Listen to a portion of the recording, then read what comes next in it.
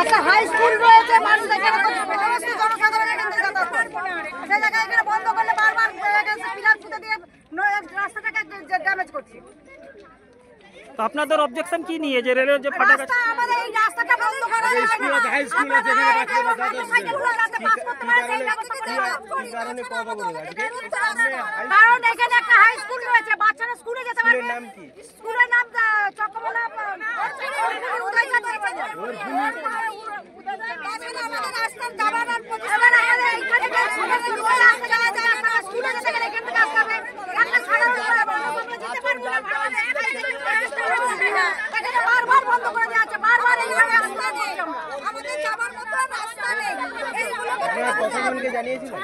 হ্যাঁ, প্রশাসনকে অনেকবার এটা নিয়ে কোনো হয়ে গেছে। আমাদের মতামত সম্মতি দিয়েছিল বলে আমরা সেভাবেই যাতায়াত করছিলাম। আবার হঠাৎ কাল থেকে এইরকম করে পিলার পুঁতে দিয়ে আমাদেরকে রাস্তা বন্ধ করা হচ্ছে।